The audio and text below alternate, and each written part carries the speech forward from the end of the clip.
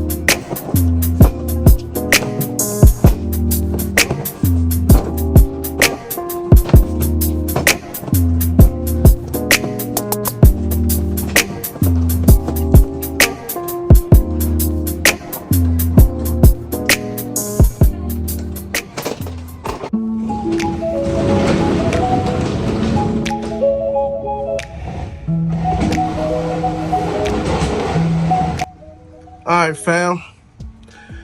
We're in the last section of the very last stop of the day, man. The stop got 97 pieces. This dry section is about 33, 34, I believe.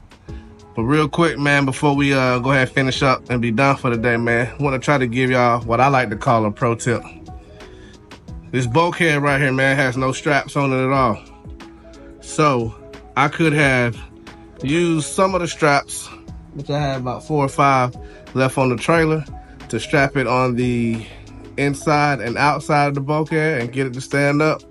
Or sometimes what I like to do, because I don't like to move my straps once I hang them, I stack some pallets right here in the cooler section up against the bulkhead, and on the inside of it, in the freezer, I got some pallets stacked up against it.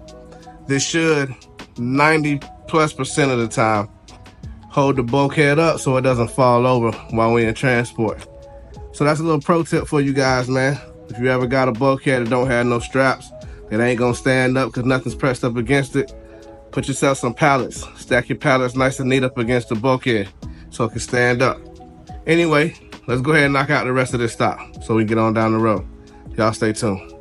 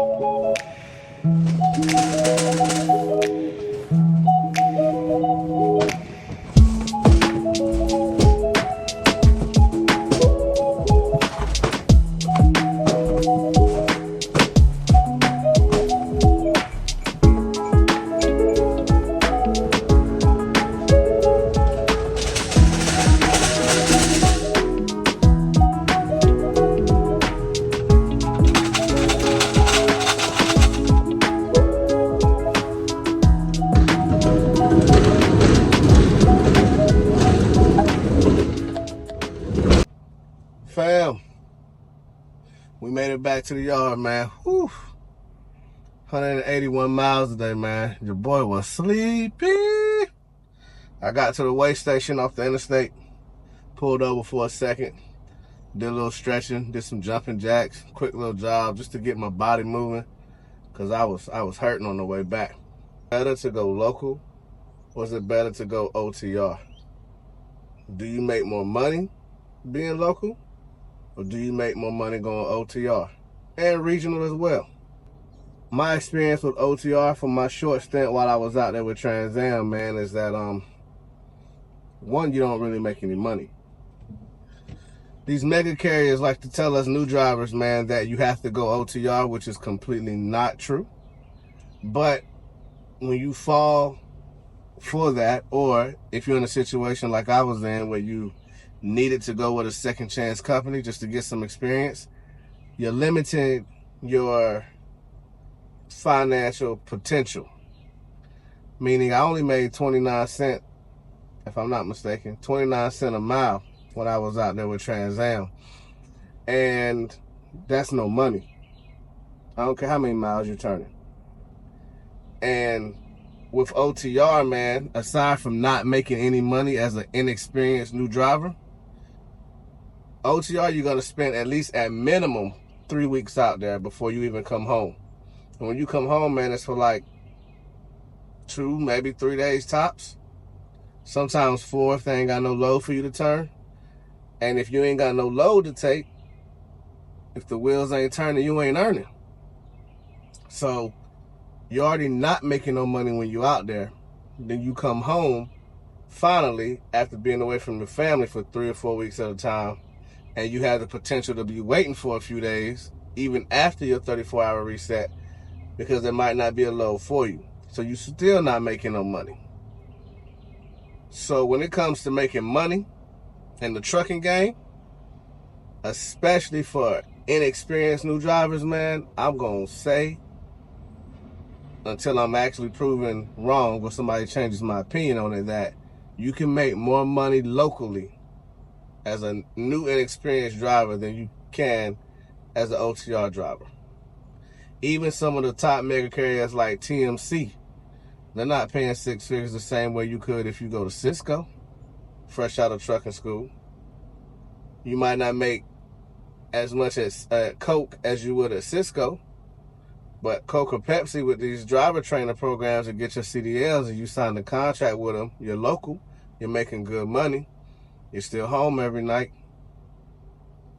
With the OTR boy, you got to sleep at the truck stop or the rest area or at a shipper or receiver.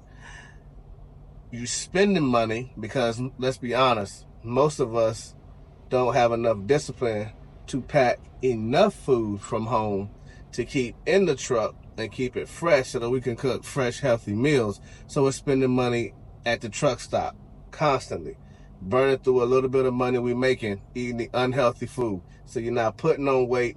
You're spending a little bit of money that you're making. You got bills back at home that you're paying for that you're not even actually partaking in, utilizing. And for what? For a little bit of change?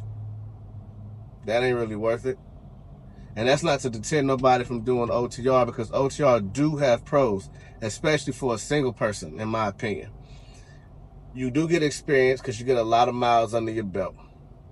You get to work on your backing and maneuvering in some really tight spots, because let's be honest, not every driver out there on the road and in these truck stops can drive.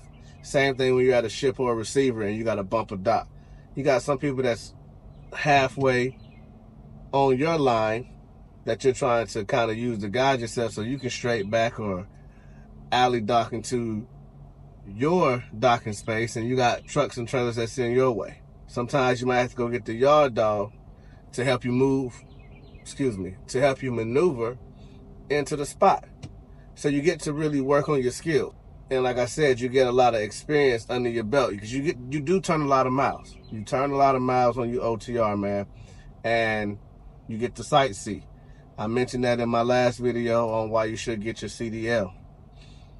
You get to travel the country, man, and see things that you don't get to see if you're in a bus or a plane or a train There's a lot of things you get to see only when you're in the truck. And so if you like to travel or you want to explore the country, OTR and regional, depending on what region you're in, is a good fit for you, especially if you're single with no children and you just want to get your paper right, get your experience under your belt so you can study up, get endorsements, and move further along in your career in trucking. But for someone such as myself, or for other guys who have spouses, have children, have other priorities, don't care too much about traveling the country to sightsee, you're inexperienced new drivers, man, I wouldn't recommend anybody going OTR if they have any of those circumstances or situations that would eventually be a problem for them. But locally, man, as y'all have heard me say already, you know, from felon to trucker, from unemployed to six figures, like, you can make some money locally. You can be home every night. You can sleep in your own bed. Certain companies, you do have to work a Saturday. My division for US Foods, we don't work any weekends at all. So we're just strictly Monday through Friday. Another good thing about being local is consistency. Yeah, in food service, the job is monotonous, but you get a consistent route once you have been with the company long enough and you have built up your tenure. So you're going basically to the same places on the same corresponding days. You're typically taking the same route. You're typically driving the same size trailer, even though that can vary.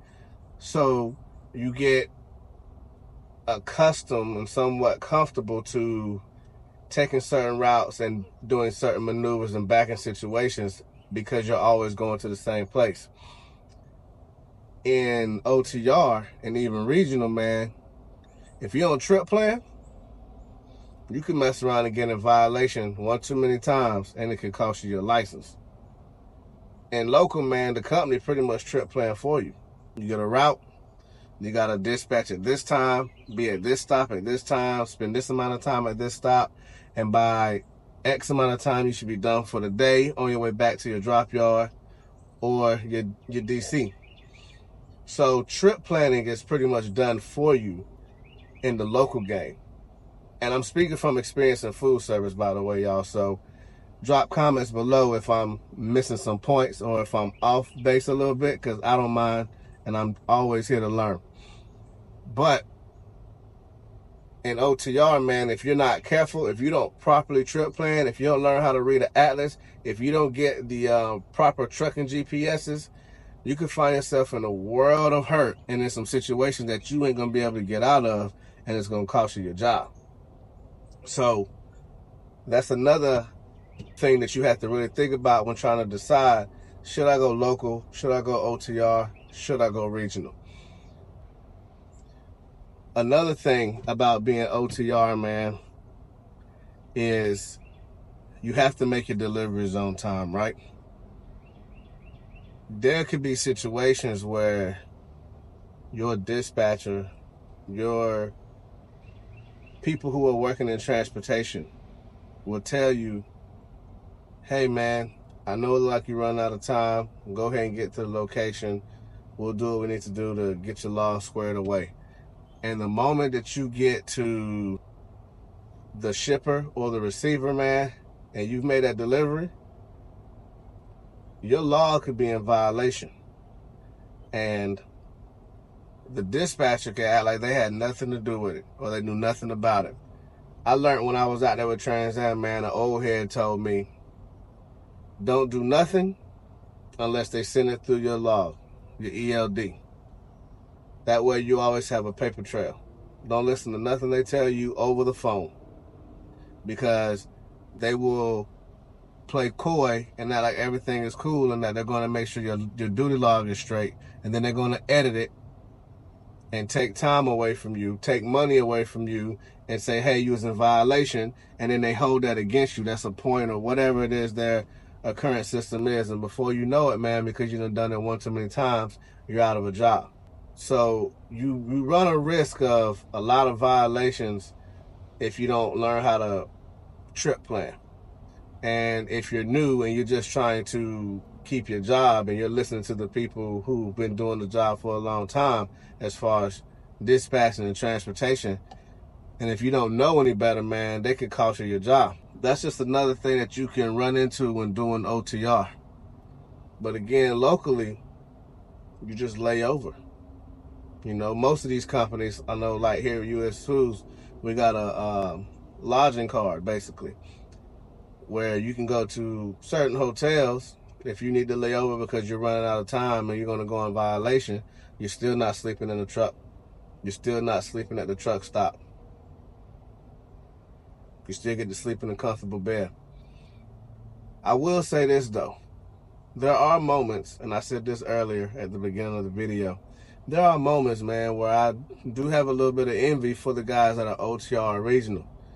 Because there's a lot of guys who like to drive at night, but there's plenty of them that are at the truck stop, or the rest area, getting some sleep. And I'm on my way into work, 1:30, 2 o'clock in the morning, very sleepy, like I was on my way back into the yard. As a OTR regional driver, man, especially if you trip plan properly, you get to take advantage of opportunities to split up your 10-hour resets. You get to pull over or get to the truck stop or the rest area and get yourself some rest. So that is a very big pro when it comes to trying to choose between local and OTR, because when you local, you got to get the route done, especially here in food service. You got to get out there and get it done. We preach safety all the time, but it doesn't really matter how tired you are. If you ain't getting that route done and you bring that load back and it's not finished because you were too tired to get it done, you'll get some type of attendance occurrence that will go against your employment record with that company. And too many of those will get you out the door. Be mindful, guys, when you're trying to decide which lane of trucking you want to do. Don't just focus so much on, oh, I don't want to touch freight, or I do want to touch freight, or I want to get my hazmats, I want to get my TWIC card. Like, it ain't just about what type of gig you're doing, but it's the lane of trucking that you're picking, okay? Because for me, I may eventually end up getting my hazmats. I'm eventually start studying for some endorsements, but I don't plan on leaving food service anytime soon. I don't ever plan on going down to the ports. I don't plan on going back to flatbed, you know. And that's at the moment. I'm making really good money. I got a really good schedule right now, and it works out for me and my family. OTR and regional may work out for some of you guys, and that's great. But take your time, choose wisely, get your experience up in whichever avenue of trucking that you pick, man. Get the miles up under your belt, studied up, stay prayed up, and make the best decision for you and your family, man.